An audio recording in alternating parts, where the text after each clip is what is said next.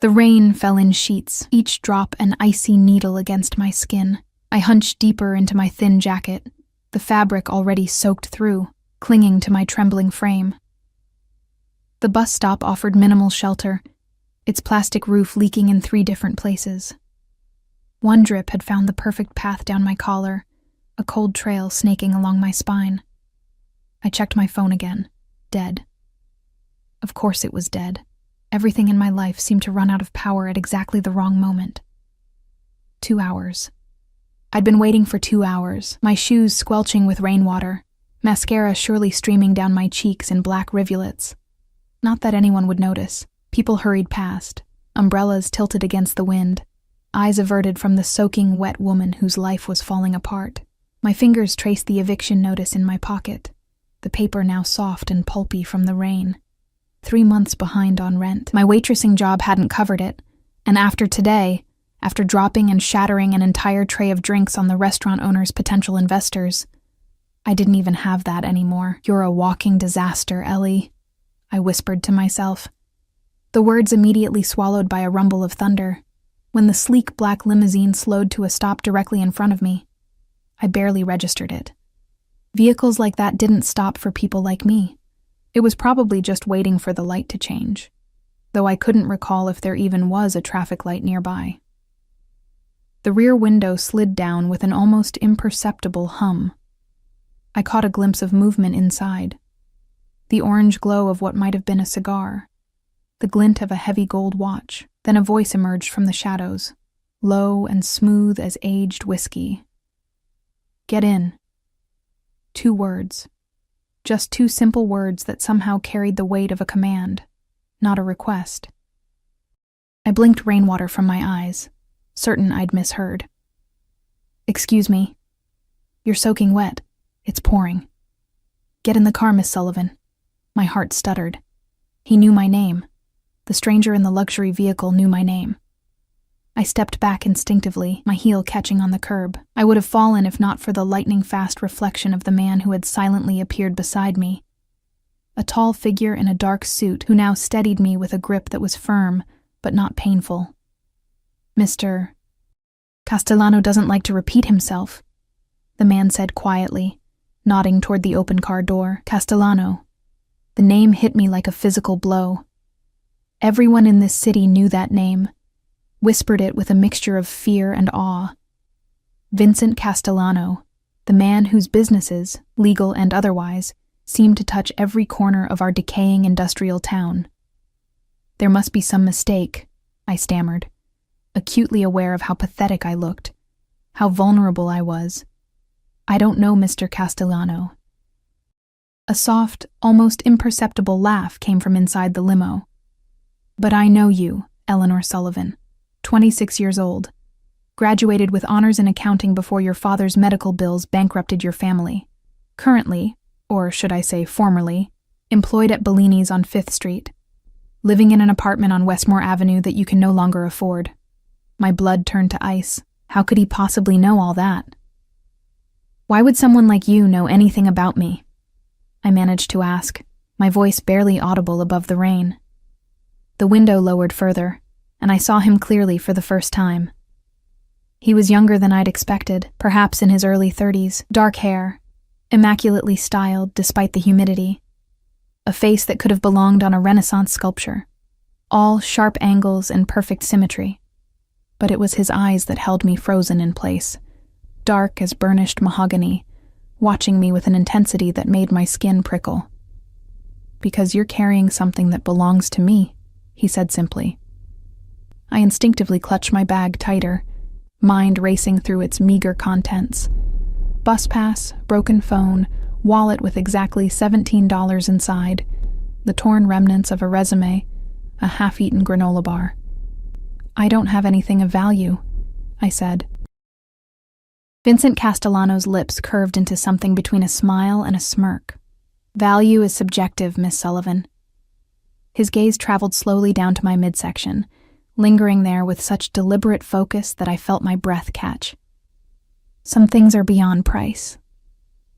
The bodyguard's hand remained on my elbow, neither pulling nor pushing, just a steady presence reminding me that I wasn't being given a genuine choice. Another crack of lightning split the sky, followed immediately by a deafening boom of thunder. The storm was directly overhead now. "I have a proposition that will solve your immediate financial concerns," Castellano continued, his voice somehow both gentle and unyielding. "All I ask is 10 minutes of your time. You can sit in a dry, warm car and listen. Or you can continue standing in the rain waiting for a bus that, I assure you, isn't coming. Not tonight." As if to emphasize his point, the rain intensified, now coming down in a near-blinding torrent. I thought of my empty apartment with its leaking ceiling and the landlord's promise to change the locks by morning. I thought of my phone, unable to call the one friend who might have offered me a couch for the night. I thought of the $17 that wouldn't even buy me a cheap motel room. I stepped toward the limo. The interior was warm and smelled of expensive leather and something woodsy and masculine. Sandalwood, perhaps. The seats were soft, butter-colored leather, and subtle lighting gave the space a golden glow that contrasted sharply with the gray storm outside. As the door closed behind me with a solid thunk, the sounds of the storm faded to a distant patter. Vincent Castellano sat across from me, one leg crossed casually over the other. Up close, I could see the perfect cut of his charcoal suit, the crisp white of his shirt, the blood-red tie that seemed to shimmer in the low light. He studied me with an expression I couldn't quite decipher, something between curiosity and satisfaction, like a collector who'd just acquired a rare piece. "You're even more beautiful up close," he said, the words casual, as if commenting on the weather.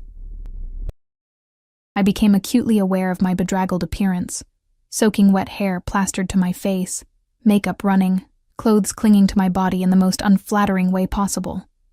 "Is this some kind of joke?" I asked, hating how small my voice sounded. "I never joke about beauty," he replied, reaching into a hidden compartment and producing a soft, clearly expensive blanket, which he handed to me. "Or about business. And this, Eleanor, is both." I took the blanket but didn't unfold it, holding it like a shield between us. "What exactly do you want from me, Mr. Castellano?" "First, I want you to call me Vincent." He leaned forward slightly. "Second, I want you to tell me about your relationship with Michael Pearson." The name hit me like a physical blow. Michael, my ex-boyfriend, the man who'd promised me the world and left me with nothing but debt and heartache 4 months ago. "I don't have a relationship with Michael," I said carefully. "Not anymore." Vincent's eyes narrowed almost imperceptibly. "And yet, you're carrying his child." My hand instinctively went to my stomach, still flat, with only the slightest curve that nobody would notice unless they were looking for it. The secret I'd been carrying alone for the past 8 weeks, the reason I'd been working double shifts at the restaurant, desperate to save enough to support a baby I hadn't planned for. "How could you possibly know that?" I whispered, fear creeping up my spine. "Michael works for me," Vincent said, his voice hardening slightly. "Or rather, he did, until he embezzled a significant amount of money from one of my businesses and disappeared." The car began moving, sliding silently through the rain-slicked streets. I should have been frightened by this, being driven away by a man known to be dangerous, a man connected to my ex in ways I'd never imagined, but somehow I felt oddly calm. Perhaps I was in shock. Perhaps I was simply too exhausted to feel fear anymore. "I had nothing to do with whatever Michael did," I said, trying to keep my voice steady. "He left me 4 months ago. I haven't heard from him since." Vincent studied me for a long moment, his dark eyes seeming to look straight through me, searching for lies. "I believe you," he finally said, "which is fortunate for you. I'm not known for my forgiveness when I'm betrayed." The way he said it sent a shiver down my spine. Not a threat, but a simple statement of fact. "What does any of this have to do with me?" I asked, though a sinking feeling told me I already knew. "Michael took something from me," Vincent said, his gaze dropping once again to my midsection. "And left something of himself with you. I find that interesting." The car slowed and turned, the motion smooth as silk. Through the tinted windows I caught glimpses of an upscale neighborhood, manicured hedges, elegant facades, wrought iron gates. "Where are you taking me?" I asked, suddenly aware that we'd been driving for several minutes. "Somewhere safe," Vincent replied. "Somewhere dry." Somewhere you can rest while we continue our conversation. I never agreed to go anywhere with you, I protested weakly. Vincent's lips curved in that not-quite smile again. And yet, here you are. He gestured around the luxurious interior of the limo. You had a choice at the bus stop, Eleanor. You chose this. Had I? With no money, no job, no home to return to.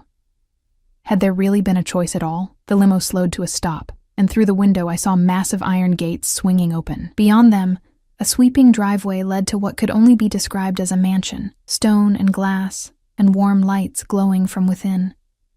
Welcome to my home, Vincent said, watching me closely as the car proceeded through the gates.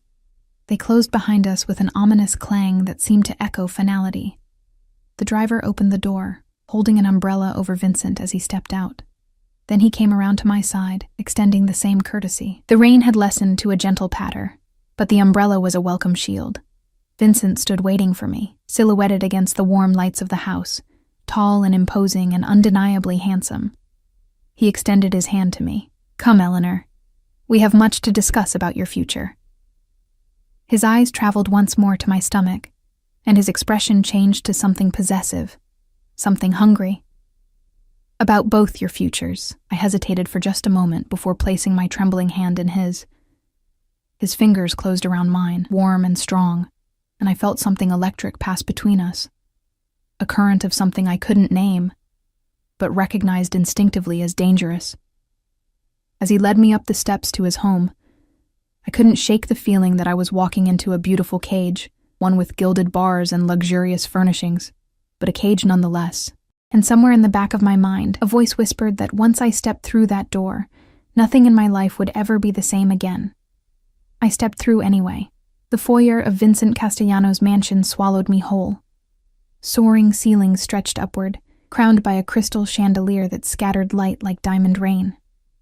Marble floors gleamed beneath my feet, my worn sneakers leaving damp impressions that quickly faded. The space smelled of money, that indefinable scent of luxury, of things well-tended and pristine. Julian, Vincent called, his voice echoing slightly in the vast space.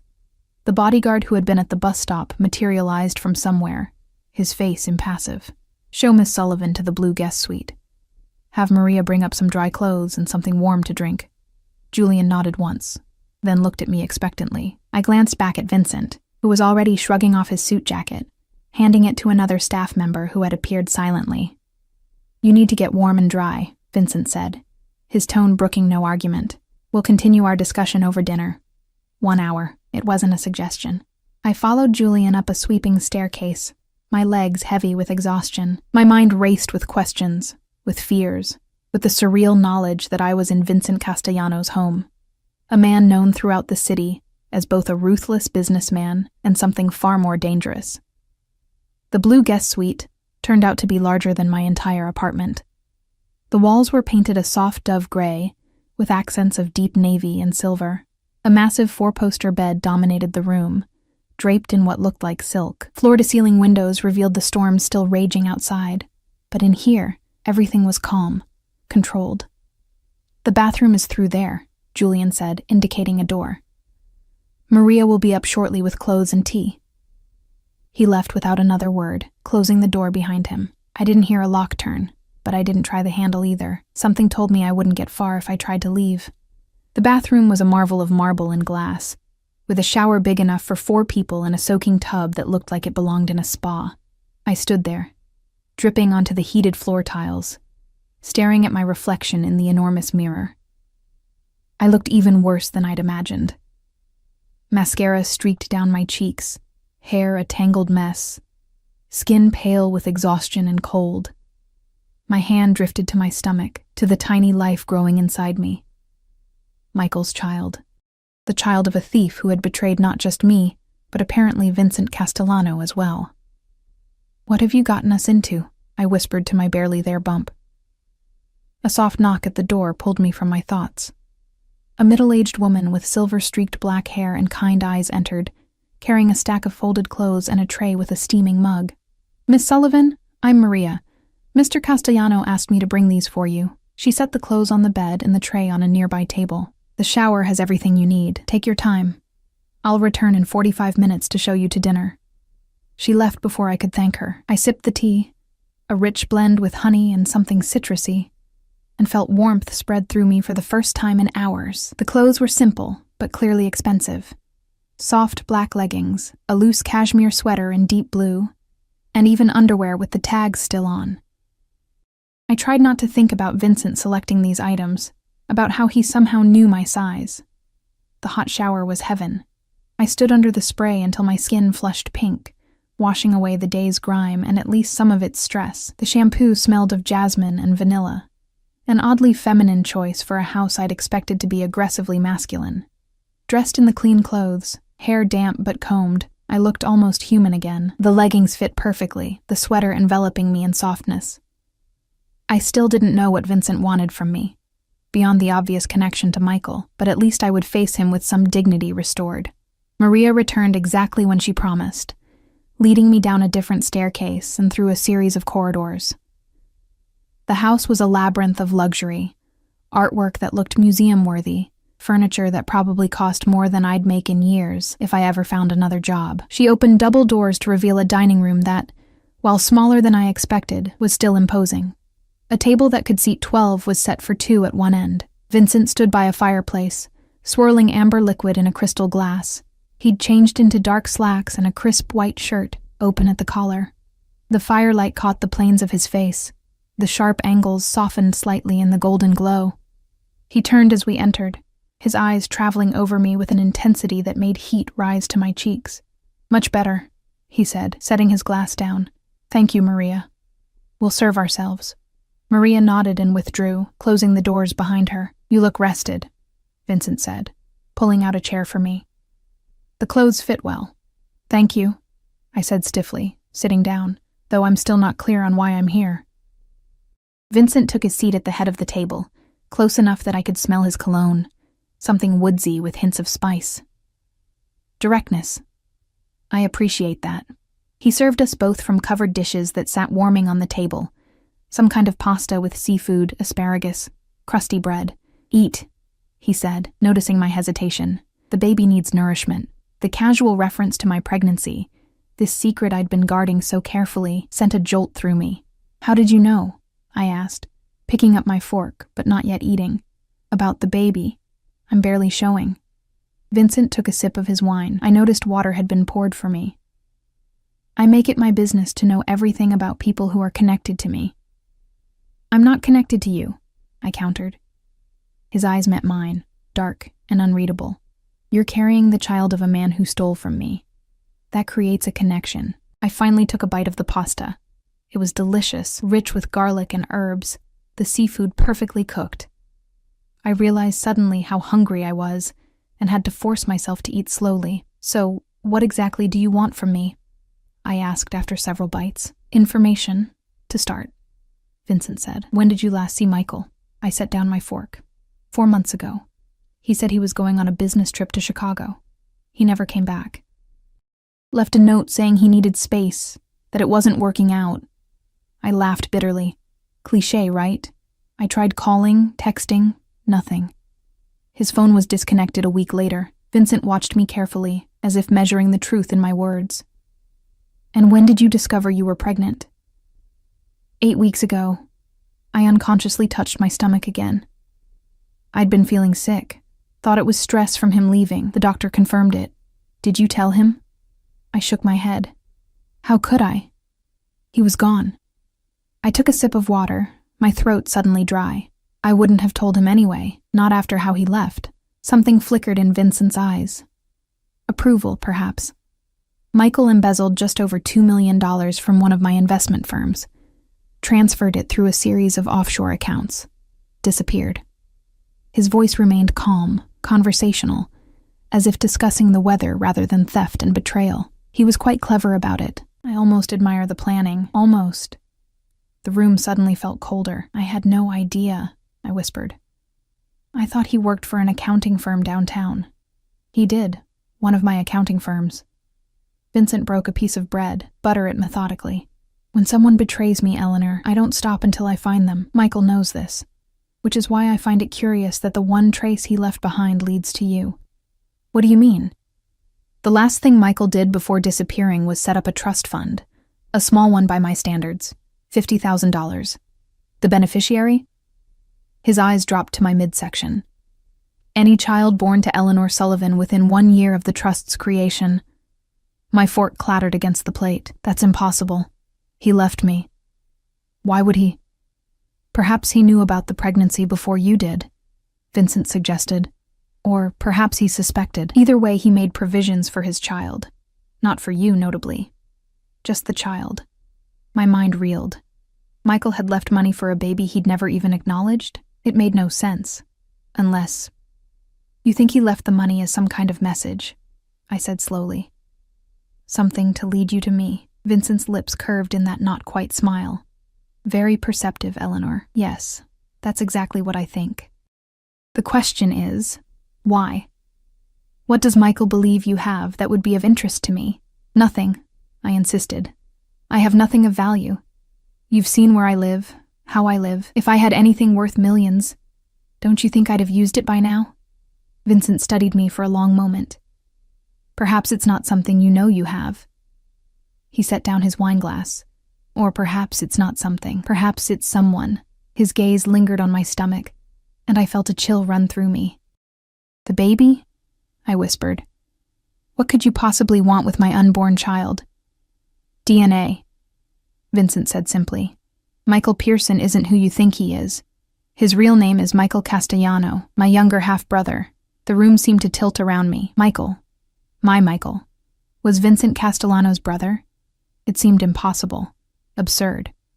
And yet looking at Vincent now, I could see subtle similarities I'd missed before.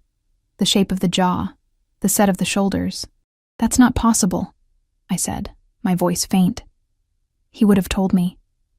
Would he? Vincent's tone was almost gentle. The same man who abandoned you without explanation? Who stole millions and vanished? That man you're certain would have shared his family connections with you? Put that way. It did sound naive. I pushed my plate away, appetite gone. If what you're saying is true, I said carefully, then my baby is your niece or nephew. Yes. Something possessive flashed in Vincent's eyes. A Castellano. And that's why I'm here? Because of the baby's bloodline? Vincent leaned back in his chair, regarding me thoughtfully. Family is everything to me, Eleanor. The only thing, some would say. Michael knows this. By ensuring I would find out about your child, he's placed you under my protection. I don't need your protection, I said automatically, though the words rang hollow even to my own ears. Homeless, jobless, pregnant. I'd never been more in need of protection in my life. Don't you? Vincent asked softly. You were evicted today. Fired. You have $17 to your name, no family to turn to since your father's death. No close friends in the city. Where exactly were you planning to go when you left that bus stop? Each word was like a knife, precise and cutting. He'd laid out my desperate situation with brutal efficiency. I would have figured something out, I said, hating how weak it sounded. I'm offering you a solution, Vincent said. Stay here, where it's safe. Where you'll have everything you need for a healthy pregnancy. Where your child, a Castellano, will be protected. And in return? I asked, because there was always a price. Michael had taught me that, if nothing else. Vincent's eyes darkened. In return, you helped me find my brother. I told you. I don't know where he is. Not now, Vincent agreed. But he set up that trust fund for a reason. He wanted me to find you, to protect his child, which means he'll be watching. He'll want to know about his baby. Eventually, he'll make contact. The implication was clear. I was to be the bait in Vincent's trap. And if I refuse? I asked. Vincent spread his hands in a gesture that managed to encompass the room, the house, his entire world. You're free to leave. I'll have my driver take you wherever you wish to go. But the money Michael left, that stays with me until the child is born. And my protection? His eyes hardened slightly. That ends the moment you walk out the door. It wasn't really a choice at all. Stay and be comfortable, safe, protected, but used as a lure for a man who had clearly gotten himself into dangerous waters. Or leave, return to nothing, struggle through a pregnancy alone and broke. How long? I asked. Until the baby is born. Until Michael is found. Whichever comes first. I thought of the child growing inside me. Whatever Michael had done, this baby deserved a chance, deserved better than a mother scrambling for shelter and food. I'll stay, I said finally, but I want something in writing about the trust fund. Regardless of whether you find Michael, that money belongs to my child. Vincent looked surprised, then pleased, as if I'd passed some sort of test. Of course. I'll have my lawyer draw up the papers tomorrow. He stood, coming around to pull out my chair. You've had a long day. We can discuss the details further tomorrow. He walked me back to the staircase, his hand resting lightly at the small of my back. The touch was proprietary, as if I were already part of his household, his responsibility, his possession. At the bottom of the stairs, he stopped, turning me gently to face him. One more thing, Eleanor. While you're under my roof, under my protection, you are, for all intents and purposes, mine. Do you understand what that means? His dark eyes bore into mine, intense and unwavering. I didn't understand, not fully, but something in his gaze made my heart race, made heat pool low in my belly. I think so, I whispered. His hand came up to brush a strand of hair from my face, the touch feather-light but somehow burning. No, he said softly. You don't. Not yet. He stepped back. But you will. His expression unreadable once more. Good night, Eleanor. Sleep well. As I climbed the stairs to my luxurious prison, I couldn't shake the feeling that I'd just made a deal with the devil himself. A devastatingly handsome devil with dark eyes that promised both protection and possession in equal measure. And somewhere deep inside, in a place I wasn't ready to acknowledge, I wasn't entirely sure I wanted to be saved. Morning came with disorienting brightness. For a moment, I couldn't place where I was. The bed was too soft, the sheets too silky against my skin, the room too quiet. Then yesterday's events crashed back into my consciousness. The rain, the eviction, the black limousine. Vincent Castellano. I sat up slowly, my hand instinctively moving to my stomach. Morning sickness had been mercifully light so far, more of a persistent queasiness than actual vomiting. Today, though, my stomach rolled with anxiety more than pregnancy hormones. I'd agreed to stay in the home of a man who, by all accounts, was dangerous. A man whose brother had betrayed both of us and disappeared. I was meant to be bait in a trap, a comfortable, well-kept prisoner in this gilded cage. Sunlight streamed through windows where the curtains had been drawn back, revealing a view of immaculately landscaped grounds stretching to a line of trees in the distance. The storm had passed, leaving everything washed clean and glistening. A soft knock at the door interrupted my thoughts. Maria entered, carrying a tray with tea and toast. "Good morning, Miss Sullivan," she said, setting the tray on a small table by the windows. "Mr. Castellano thought you might prefer a light breakfast in your room this morning." "Thank you," I said, wrapping the plush robe I'd found in the bathroom around me. "What time is it?" "Just after 9, Maria replied. "Mr. Castellano asked me to tell you that his tailor will be arriving at 11 to take measurements for a proper wardrobe. After that, he'd like to meet with you in his study." "A proper wardrobe?" I opened my mouth to protest, then closed it again. I had exactly one set of clothes to my name, the ones I'd been wearing yesterday, now presumably being laundered. "I can't accept an entire wardrobe from him," I said finally. Maria's expression remained neutral, but her eyes held a hint of sympathy. "Mr. Castellano is very particular about appearances. While you are a guest in his home, he will insist on providing appropriate attire." Guest. Such a polite word for what I was. "Is there anything else you need?" Maria asked. I hesitated. "Actually, my apartment. All my things will be thrown out if I don't get them." Not that I had much. Some clothes, a few books, my father's watch, a small box of photos, but they were all I had left. "I believe Mr. Castellano has already taken care of that," Maria said. "Julian went this morning with a team. Your belongings should be delivered later today." Of course he had. Vincent Castellano was nothing if not thorough. "Thank you, Maria," I said, oddly touched that he'd thought of my meager possessions. After she left, I ate the toast and drank the tea, both surprisingly appetizing to my usually queasy stomach. I showered again, simply because I could, reveling in the hot water and expensive products. At precisely 11, Maria returned with a tiny, bird-like woman introduced as Madame Perrine, Vincent's personal tailor. The next hour was a flurry of measurements and fabric swatches and questions about my preferences. I tried to insist on practical, modest clothing, but Madame Perrine simply smiled and continued making notes in a leather-bound book. Mr. Castellano has given specific instructions, was all she would say when I protested that I didn't need evening wear or anything made of silk. By the time she left, I felt exhausted, simply from standing still and lifting my arms on command. Maria led me downstairs, through a maze of hallways to a heavy wooden door. She knocked once, then opened it without waiting for a response. Vincent's study was exactly what I'd expected. Masculine and imposing, with floor-to-ceiling bookshelves, a massive desk, and leather chairs that probably cost more than a year's rent at my old apartment. The man himself stood by the window, phone to his ear, his back to us. He wore another impeccable suit, this one navy blue, the fabric catching the light as he moved. Yes, today, he was saying, his voice calm but with an undercurrent of steel. I don't care what it takes, get it done. He ended the call, turning to face us. His eyes immediately found mine, something flickering in their depths, before his expression settled into polite interest. Eleanor, I hope you slept well.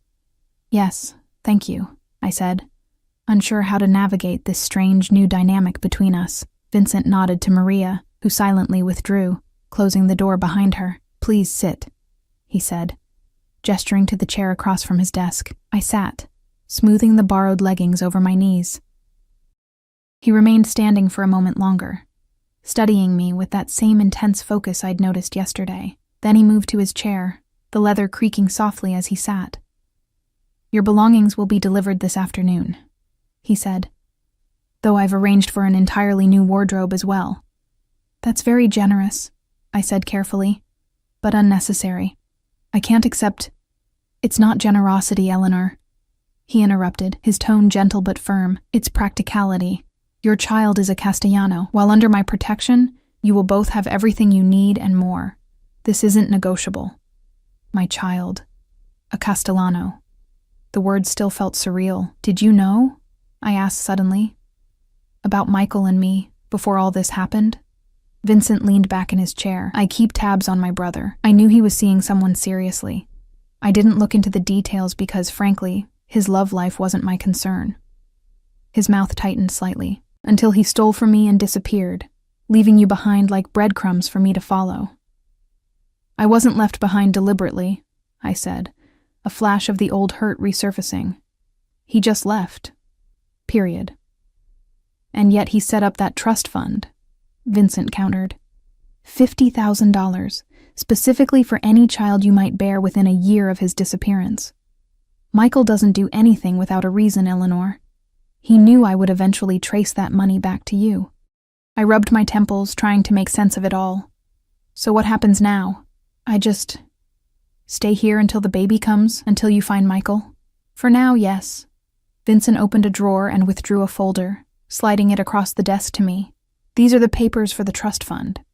My lawyers have ensured that regardless of what happens with Michael, this money goes directly to your child upon birth.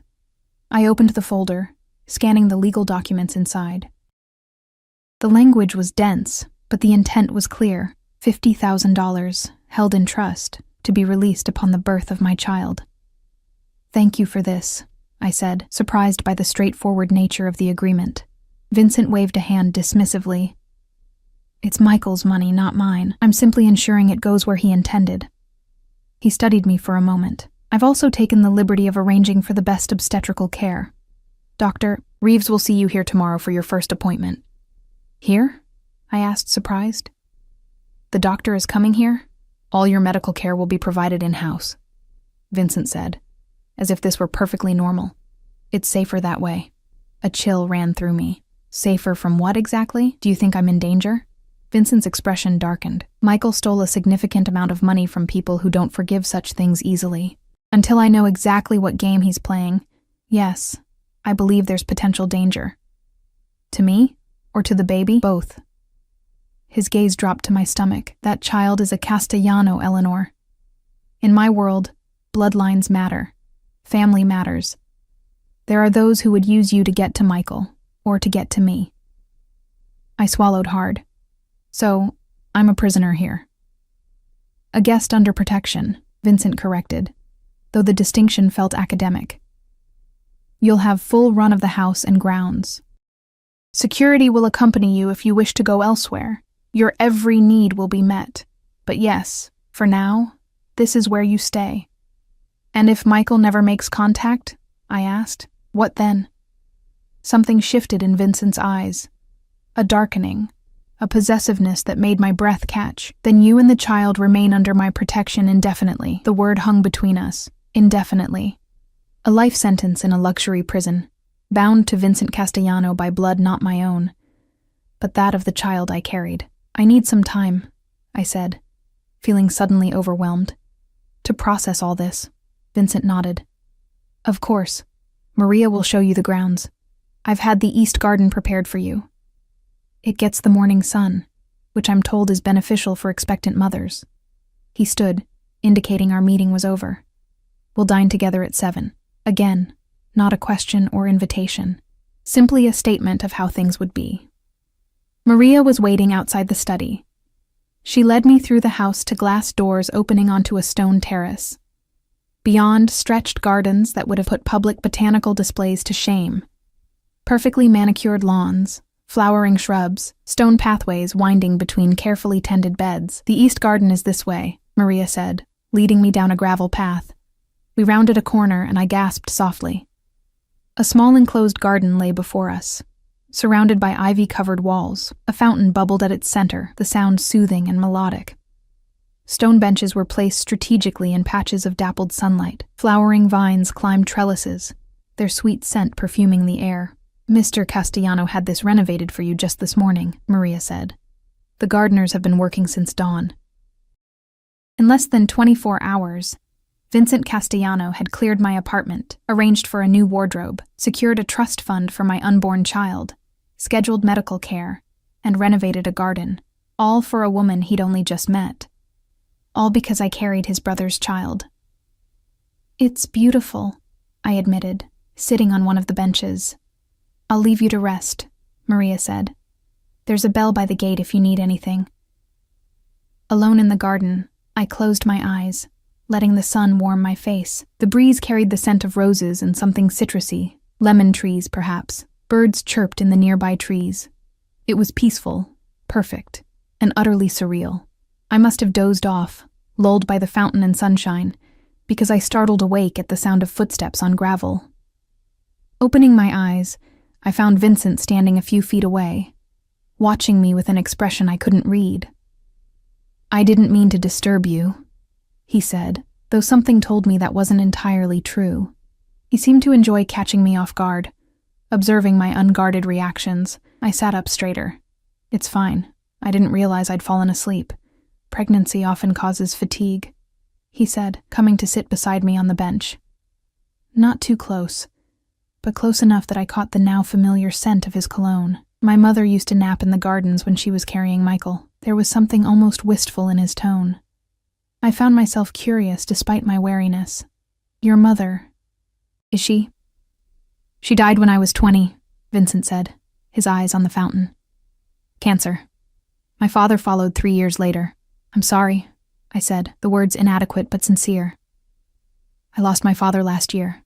My mother's been gone since I was a child. Vincent nodded. I know. Medical bills from your father's heart condition led to your financial difficulties. Of course he knew. Vincent Castellano probably knew everything about me.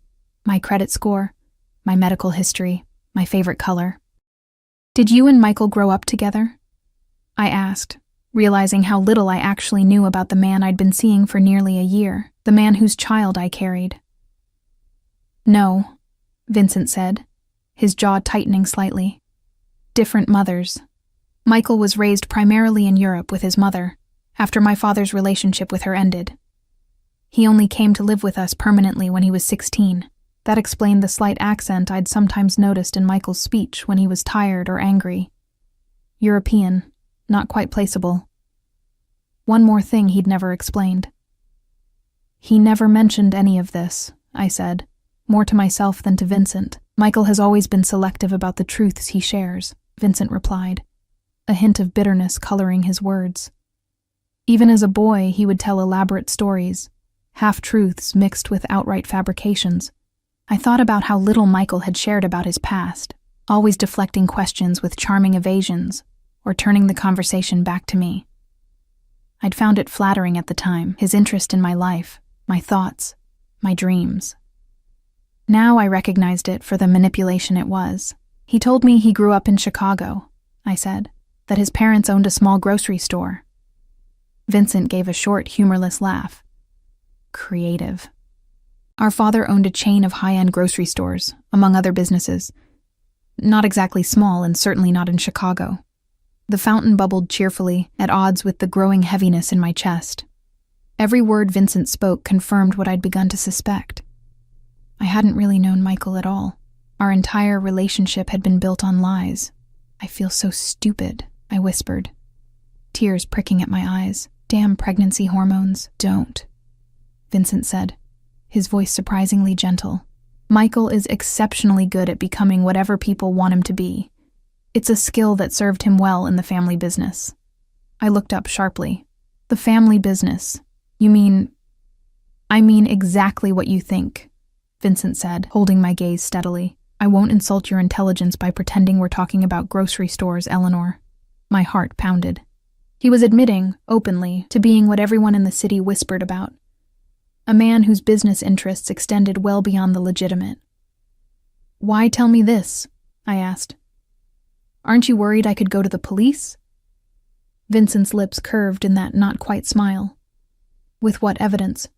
Besides, you're carrying a Castellano. That makes you family of a sort. And family protects its own. The possessive note in his voice sent a shiver down my spine, not entirely from fear, which was perhaps the most disturbing part of all. I should go inside, I said abruptly, standing. I'm feeling tired again. Vincent rose as well, towering over me. He reached out, brushing a strand of hair from my face, his fingers lingering just a moment too long against my cheek. Of course. Rest. I'll see you at dinner. As I walked back to the house, I could feel his eyes on me, watching, assessing. The weight of his gaze was like a physical touch, one that left me feeling both protected and possessed. And somewhere deep inside, a traitorous voice whispered that it wasn't entirely unpleasant to be the focus of such intense attention from a man like Vincent Castellano. Days slipped into weeks with surprising ease.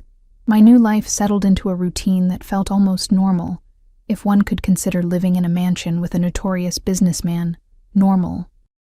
Each morning, I woke to breakfast delivered by Maria. Most days I spent hours in my garden sanctuary, reading books from Vincent's extensive library, or simply sitting in the sun, hands resting on my growing belly.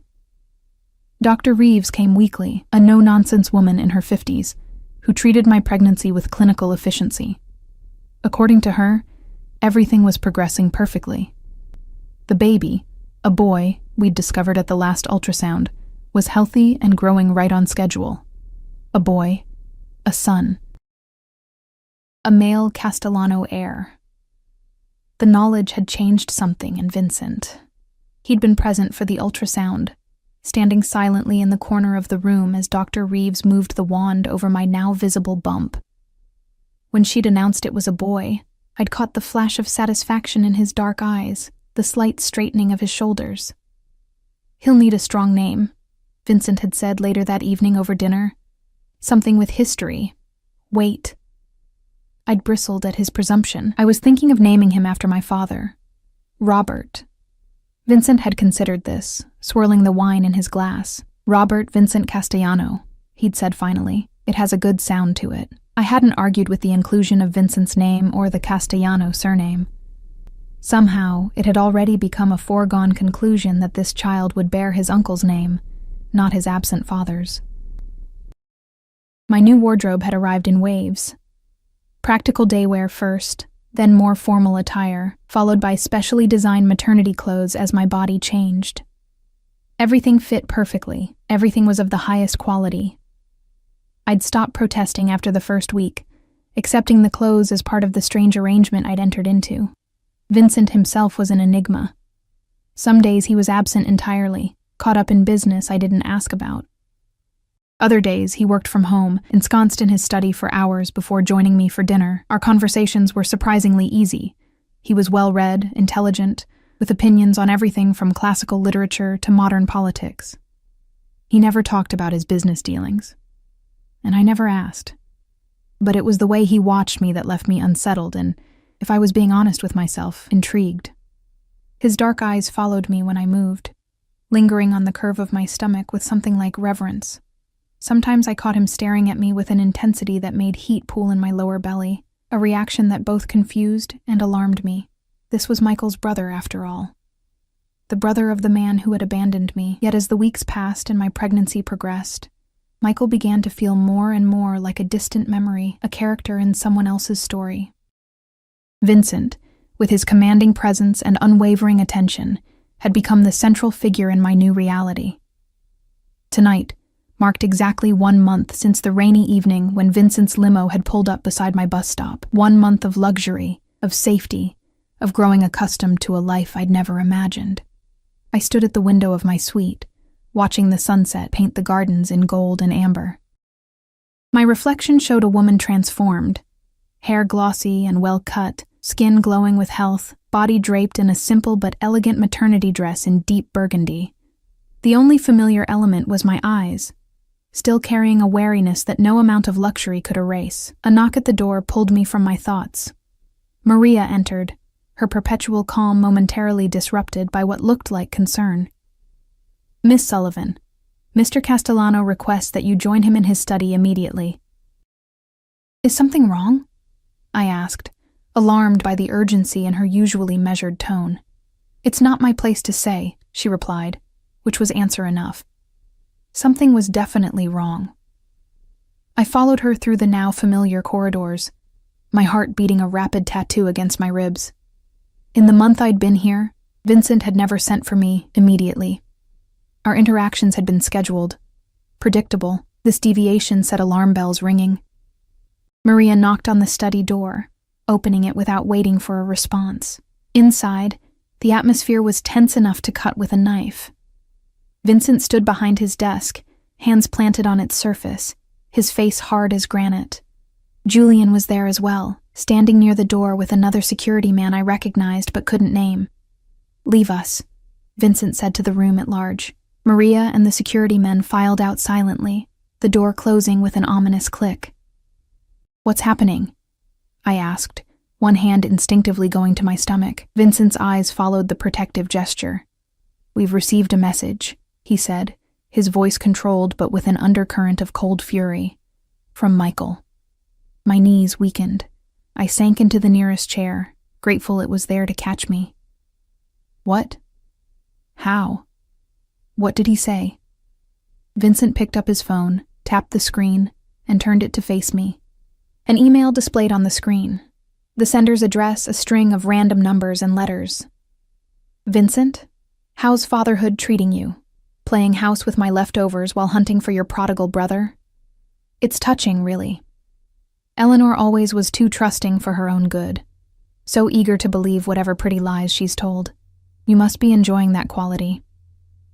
Consider the child my parting gift, a consolation prize for what you'll never recover.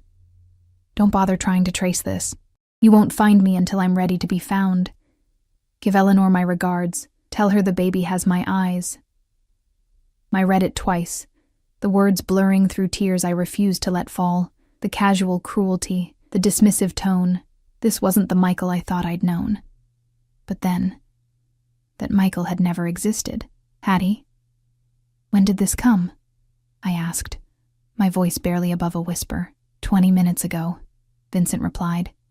He was watching me carefully, gauging my reaction.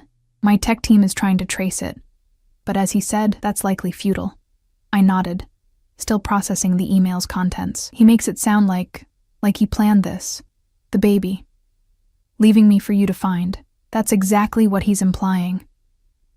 Vincent came around the desk, leaning against its edge just a few feet from where I sat. "The question is why? To hurt you. I said, the realization crystallizing as I spoke. He knew how much family means to you. He's using me, using his own child, as a weapon against you. Something dark and dangerous flashed in Vincent's eyes. Yes. But why? What happened between you? Vincent was silent for a long moment. When he finally spoke, his voice was controlled, but I could hear the anger beneath it. Michael has always resented his place in the family. He was the second son, the half-brother, raised away from the family business until he was nearly grown. He wanted power without earning it, respect without deserving it. And the money he stole? $2 million is a lot, but for someone like you, I trailed off, uncertain how to finish the thought without sounding presumptuous. It's not about the money, Vincent confirmed. It's about the betrayal, about proving he could outsmart me. His jaw tightened. And about something else entirely. Something I'm still piecing together. I looked down at the message again, one phrase catching my attention. What does he mean by, what you'll never recover? Is he talking about more than the money? Vincent's expression shuddered. Most likely. He was holding something back. I could feel it. There's more to this than you're telling me, I said, a statement rather than a question. Vincent studied me for a long moment, as if deciding how much to share. Michael didn't just steal money, he finally said. He took something else. Something more valuable. Information that could damage the family's interests. What kind of information? The kind that could put people in prison, Vincent said bluntly. Or worse. The implication hung in the air between us. I swallowed hard, suddenly very aware of how little I truly knew about the man before me, about the world I'd been living in for the past month. And now he's using me, using his child, as some sort of distraction. The thought made me physically ill. While you're focused on protecting us, he's doing... What exactly? That's what I need to find out, Vincent said. His eyes hadn't left my face. How are you feeling? The question caught me off guard. Angry, I admitted. Hurt, used, but not surprised, not really. The Michael in that email is closer to the truth than the man I thought I knew. Vincent nodded, seemingly satisfied with my answer. We need to increase security. This message confirms what I suspected. Michael is watching. He knows you're here. He may even have someone inside my organization feeding him information. A chill ran through me. Am I in danger? Not from Michael directly, Vincent said. Whatever his faults, he wouldn't physically harm the mother of his child. But his actions have put targets on both our backs. If my enemies learn that he's compromised our operations, they could see it as an opportunity to strike. Our operations, not just his, but ours. The casual inclusion of me in his world should have frightened me more than it did. What happens now? I asked. Now we draw him out, Vincent said. His hand reached out, hesitating just a moment before resting lightly on my stomach. It was the first time he'd touched the bump directly, though his eyes had been drawn to it countless times. He's watching. Let's give him something to see. The weight of his palm against my belly, separated only by the thin fabric of my dress, sent warmth radiating through me. The baby chose that moment to kick. A strong, definitive movement right against Vincent's hand. Vincent's eyes widened slightly, something like wonder crossing his features before he controlled his expression. But his hand remained, pressing just firmly enough to feel the next kick when it came. He's strong, Vincent said softly. Yes, I agreed, my voice equally quiet. He is. For a moment we stayed like that, connected by the child growing within me, the child that bound us together through a twisted web of blood and betrayal and something else, something neither of us had named. Vincent finally withdrew his hand, but he didn't step away. We'll be attending a charity gala next weekend, he said. It's a high-profile event. Everyone who matters in this city will be there. Including Michael's sources, I guessed. Vincent's mouth curved in appreciation of my quickness. Precisely. We'll make a public appearance together. The pregnant ex-girlfriend of Michael Castellano, now under the protection of his brother. It will send a message. What message exactly? I asked. Vincent's eyes darkened. That what was his is now mine. The possessiveness in his tone should have alarmed me. Instead, It sent a forbidden thrill down my spine, a sensation I immediately tried to suppress. "I'm not a possession," I said, trying to keep my voice steady. "Neither is this child. In my world, Eleanor," Vincent said, his voice low and intense. "Family is the only true possession worth having. And like it or not, you're carrying a Castellano. That makes you family." He stepped closer, his hand coming up to cup my cheek. The touch was gentle but firm, keeping me from turning away. "For the past month, you've lived in my home, eaten at my table, accepted my protection. You wear the clothes I provide. You carry a child of my blood. Tell me, in what way are you not mine? Put that way." I had no answer. I'd accepted everything he'd offered, had made no real attempt to leave or establish independence. I'd slipped into the role of protected dependent with alarming ease. "The gala is in 3 days," Vincent continued, his thumb brushing lightly across my cheekbone. "Madame Perrine has already designed your gown. We'll present a united front. The message will be clear to anyone watching, including Michael." "And what if I don't want to be used as bait in your brother's game?" I asked, though there was less defiance in my tone than I'd intended. Vincent's eyes searched mine. "Then say so, and we'll find another way. I won't force you, Eleanor. I never have." It was true. For all his commands and arrangements, Vincent had never actually forced me to do anything. He'd simply created circumstances where his preferred option was the only reasonable choice. "I'll go," I said finally. "But not to help you find Michael. I'll go because I want to look him in the eye when he's finally caught, the man who lied to me, used me, and abandoned his own child." Vincent's lips curved in that familiar, not-quite smile. "Vengeance, Eleanor? I wouldn't have thought you had it in you." "There's a lot about me you don't know," I countered. His hand was still on my cheek, his face inches from mine. "I look forward to discovering it all," he said, his voice dropping to nearly a whisper. For a heartbeat, I thought he might kiss me. A part of me, a part I wasn't ready to acknowledge, wanted him to. The tension between us had been building for weeks, a slow burning flame neither of us had named. Instead, he stepped back, breaking the moment. "Rest," he said, his voice returning to its usual controlled tone. "We have preparations to make." As I walked back to my suite, I could still feel the ghost of his touch on my cheek, the weight of his hand on my stomach. Whatever game Michael thought he was playing, he'd underestimated one crucial factor: the growing connection between his brother and the woman he'd discarded. A connection that, despite all my reservations, was becoming harder and harder to deny. The gown Madame Perrine had designed was a masterpiece of subtlety and suggestion. Deep emerald silk draped over my shoulders and flowed down to pool at my feet, the empire waist accentuating rather than hiding my 5-month pregnancy.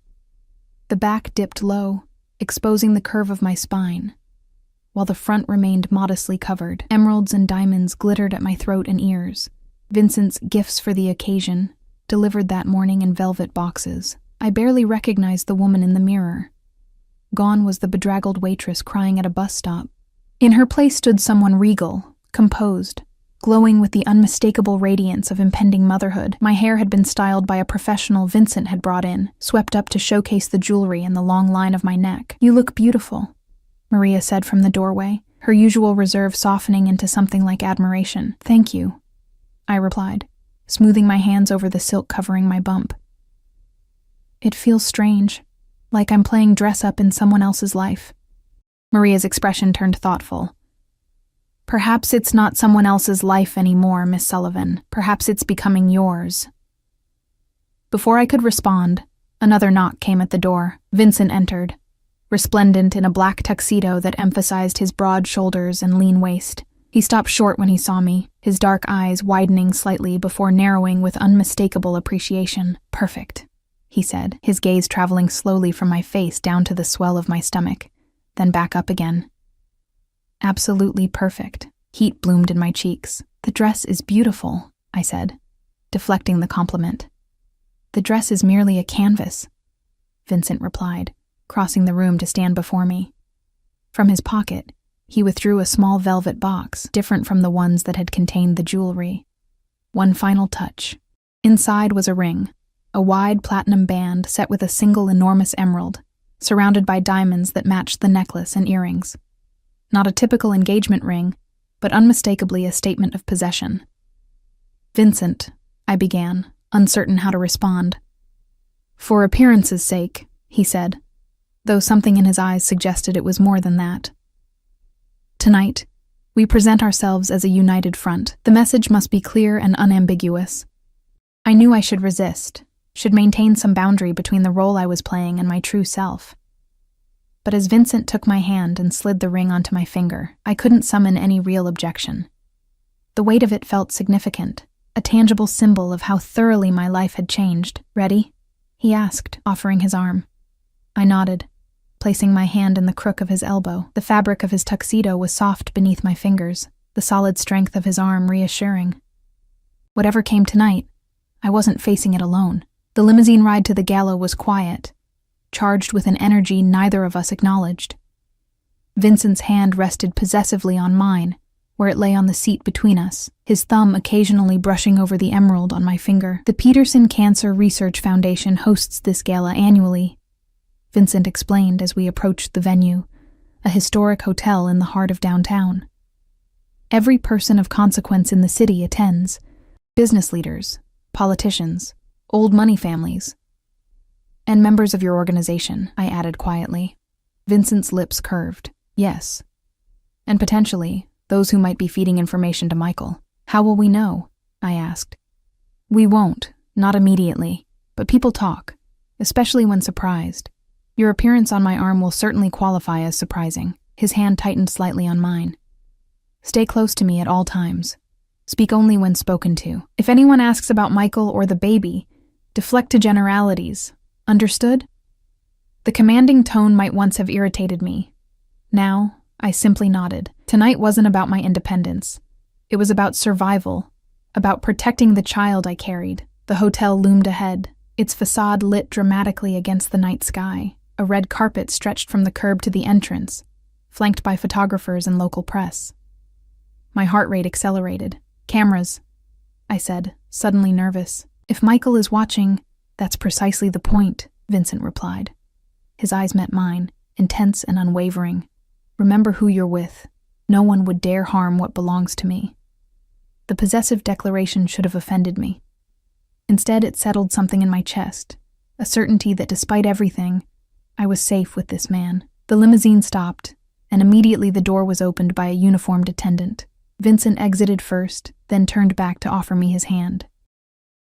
The moment I emerged, flashbulbs exploded around us. I blinked against the sudden brightness, instinctively drawing closer to Vincent's side. His arm wrapped around my waist, hand splayed protectively over my hip. He bent slightly to murmur in my ear, his breath warm against my skin. "Smile, Eleanor. Let them see that you're not afraid." I lifted my chin and curved my lips upward.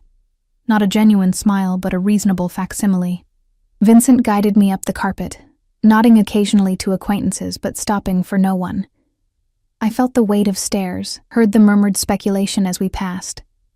The pregnant woman on Vincent Castellano's arm, wearing his emeralds, bearing his ring. The gossip would spread like wildfire. Inside, the ballroom was a sea of wealth and influence.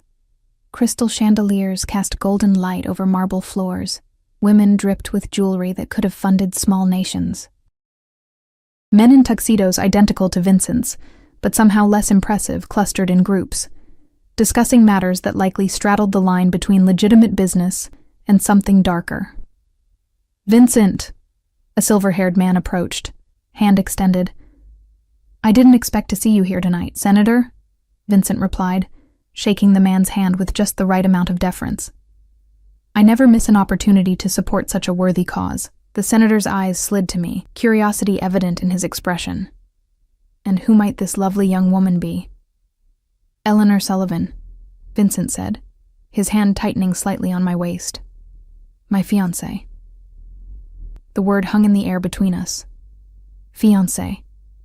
Not merely under his protection, but claimed. Marked as his in the most public way possible. "Fiancé," the senator exclaimed, not bothering to hide his surprise.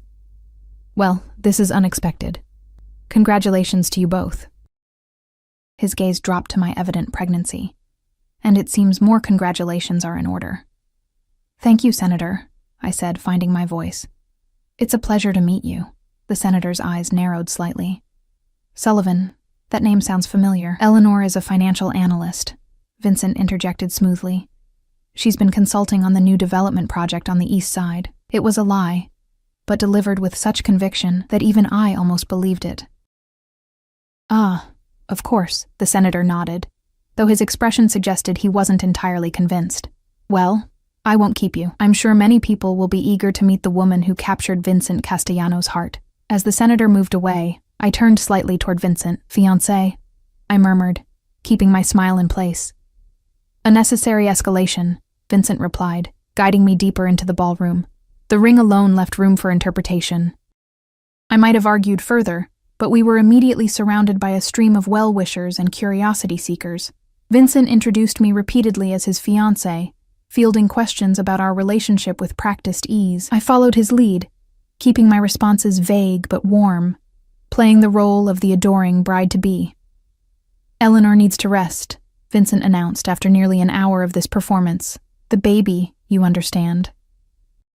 He guided me to a secluded alcove off the main ballroom, a small seating area partially concealed by potted palms. I sank gratefully onto a velvet settee, the weight of the baby and the strain of maintaining our facade suddenly exhausting. You're doing beautifully, Vincent said, sitting beside me. His hand found mine, fingers interlacing with a familiarity that belied our actual relationship. People are talking, just as we intended. And watching, I added, acutely aware of the glances still directed our way despite our relative seclusion. Vincent nodded, his eyes scanning the crowd with practiced casualness. Julian is monitoring reactions. If anyone seems particularly disturbed by your presence, we'll know. I rubbed my thumb absently over the emerald ring, the stone cool and smooth beneath my touch. Do you really think Michael would have someone here?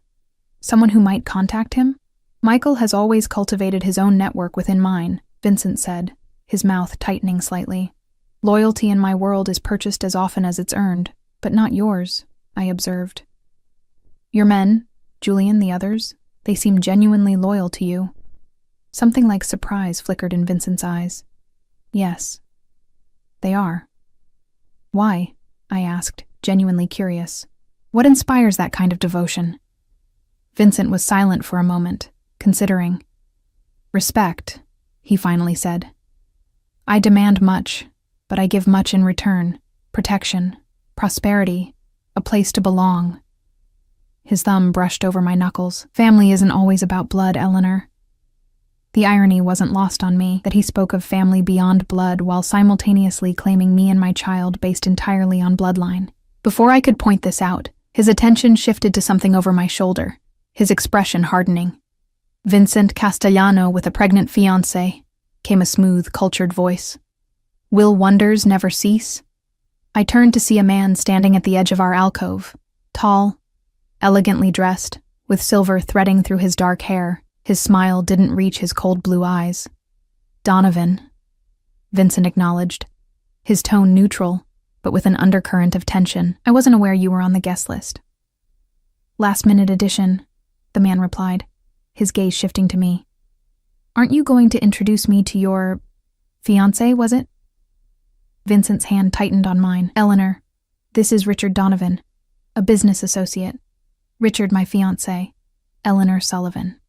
Donovan's eyes narrowed slightly at my name, a flash of recognition quickly masked.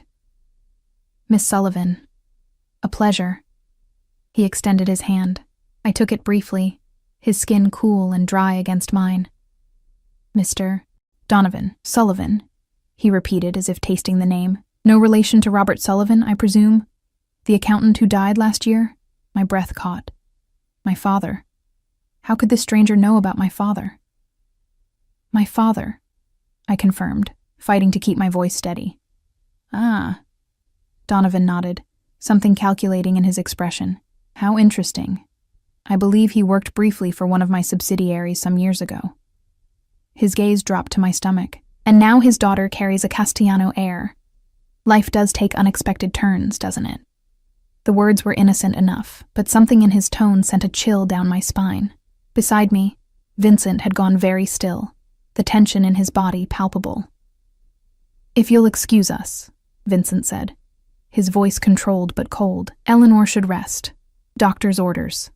"Of course." Donovan stepped back, that empty smile still in place. "Congratulations again on your unexpected happiness." As he walked away, I turned to Vincent, questions tumbling through my mind. Who was that? How did he know my father? What did he mean? "Not here." Vincent cut me off, rising smoothly and offering his hand. "We're leaving, now." The abrupt change alarmed me. "Vincent, what's happening?" "I miscalculated," he said, his voice low and tense. "Richard Donovan is not someone I expected to see tonight. His presence, and his knowledge of your father, suggests complications I hadn't anticipated." "My father was an accountant," I said, confused. "He worked for dozens of companies over the years. And apparently one of them was owned by my chief rival," Vincent replied, guiding me swiftly through the ballroom toward the exit. "A man who would happily use any connection to undermine me, a man who, I suspect, might also be in contact with Michael." The pieces fell into place with sickening clarity. "You think Michael is working with your enemies? Using information about my father somehow?" Vincent didn't answer immediately, his focus on getting us through the crowd without being stopped. Julian appeared at our side as if summoned telepathically, creating a path toward the exit. Only when we were in the limousine, pulling away from the hotel, did Vincent finally respond. "Your father wasn't just an accountant, Eleanor," he said, his voice grim. "He was a forensic accountant, specialized in uncovering financial fraud and criminal enterprises. Before his illness, he was working on a case that could have exposed significant operations, mine and Donovan's both."